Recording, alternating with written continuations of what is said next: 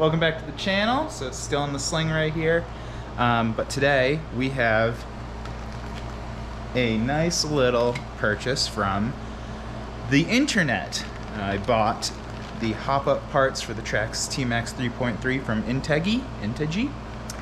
So I'm going to transition to the hat cam, and we can jump right into what I'm going to be doing today. So don't forget to like and subscribe. I'm going to make RC content a portion of this channel, but I do want to get back to building bigger stuff in the garage. Just can't do it until my shoulder's healed. So, hat cam in 3, 2, 1, and we're in hat cam. Today, we've got 2 sets of upper control arms, 2 sets of lower control arms, 4 hubs, and 2 shock towers or shock tower supports. I'm not sure what they're actually called, but these pieces. So let's get replacing those, and then we'll see what the test drive looks like. I got a little Palma here helping me, so let's get to it. Make sure to lock my arm in here so it doesn't slide out. All right, so I got the T-Maxx on the table. I'm gonna start with taking off all 4 wheels to access some of the smaller internals. So using the Traxxas supplied wrench,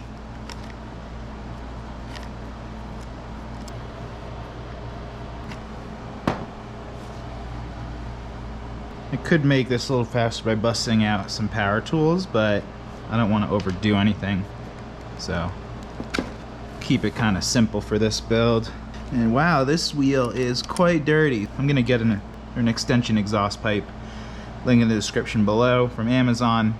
Just try and get some of the smoke either pointed more downwards or backwards, just because this wheel in particular is getting covered by some oil and stuff. So I'll clean this off before I put it back on the truck. All right, flip it back around. Cool. So I'm gonna just start disassembling everything, I guess. I'm gonna start with these rubber pieces. So I'm using the Traxxas supplied little tool here.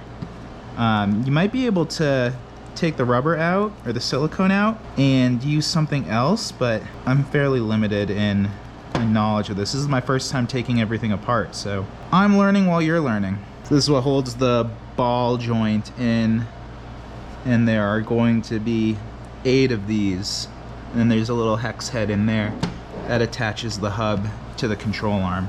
Sling's coming off for a bit. I have a little bit more movement. Won't be doing much with my arm, but oh well. Okay. Just the nut and a little pin, so don't lose that. That would be pretty bad.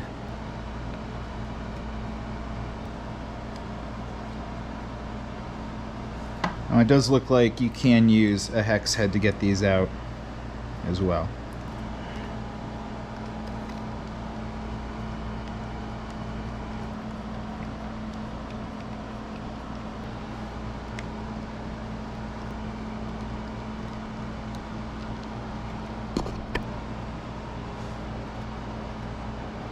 I've got both hub carriers disassembled right here. I'm gonna just take that off, make sure I don't lose the pin. And now I'm gonna start disconnecting the tie rods right here and the ball joints.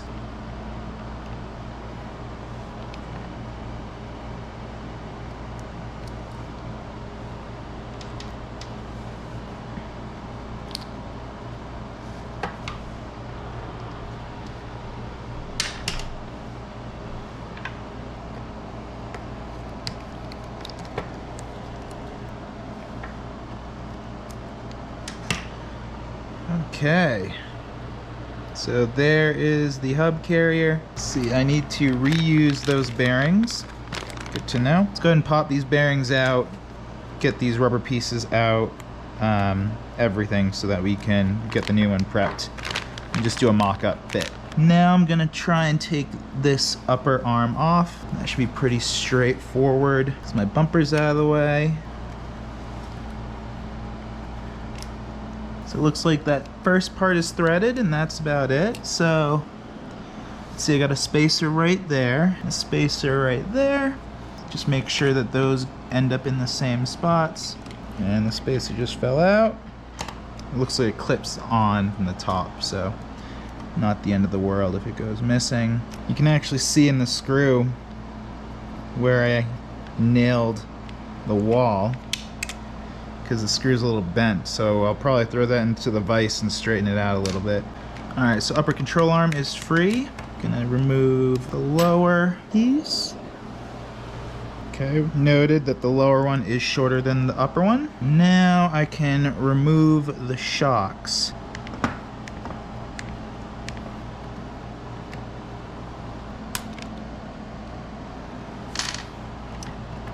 And then with that, the upper control arm comes off.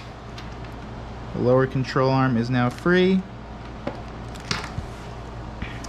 Now I can start rebuilding the whole thing. So let's undo these screws, bolt screws, and install them onto these. Definitely a tighter fit than stock. That is fine. Throw some grease in there to make sure everything moves nice and smoothly. But let's reinstall the shocks first so that we don't skip any steps.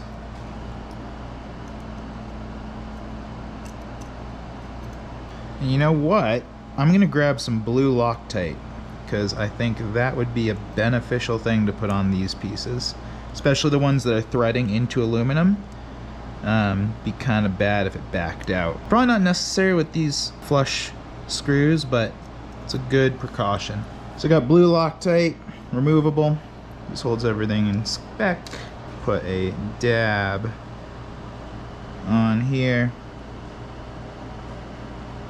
Shock in. Get that in place. First shock on.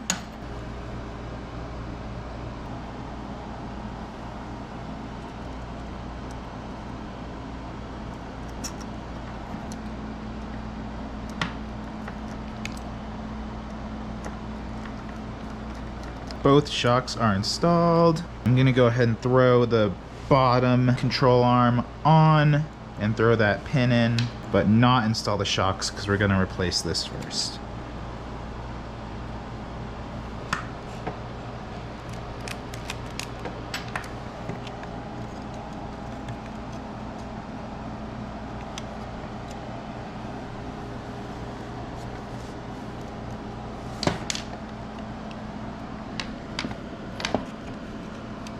Alright, so first issue is that the axle goes through the first hole, but that middle hole does not appear to be clearanced appropriately, so we're going to drill that out, make sure it fits.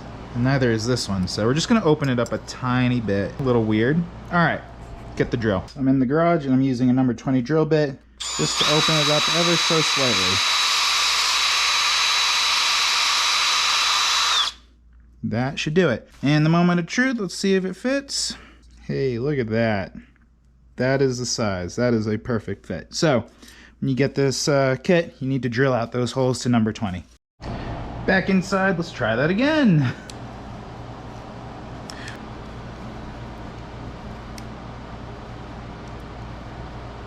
Just flick off these plastic pieces with this. And then we're gonna throw that right here. And I'm gonna use my pliers to just open it up.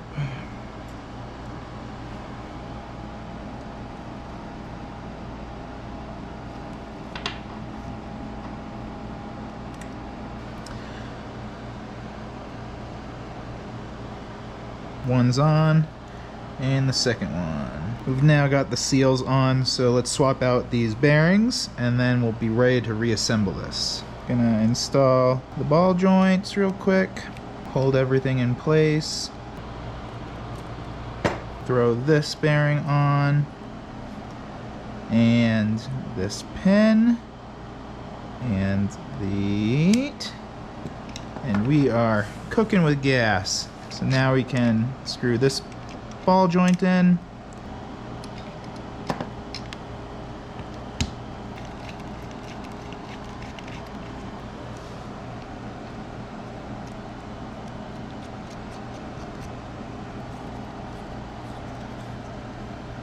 Cool. First one is installed, and then I will reuse these rubber pieces to keep gunk out.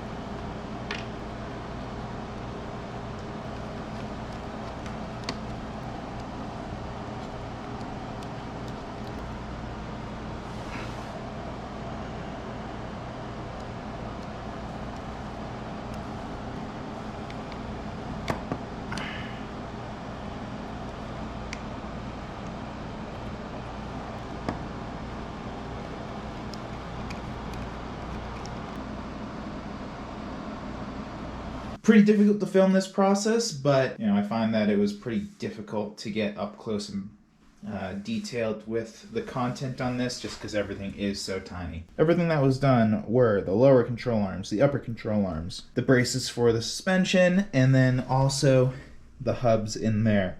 I broke a piece off because it was plastic, and same in the back.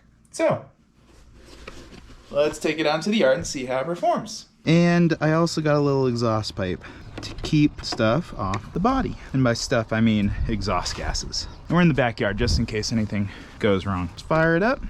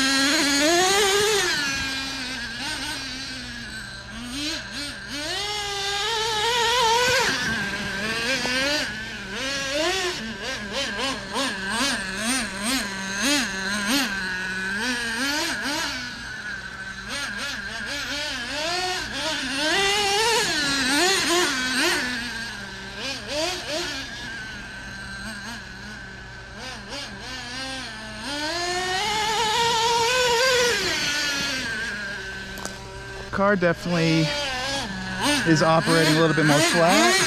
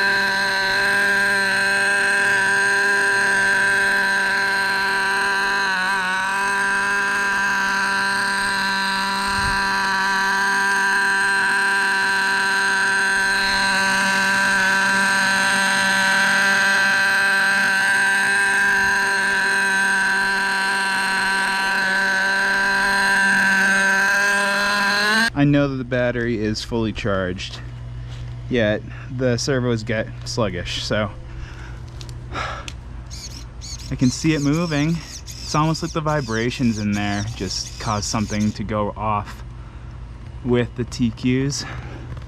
I don't know. We're gonna replace it before we run this thing again. So stay tuned for the next episode, and we'll see if we can fix this thing, because it's annoying. All right, peace.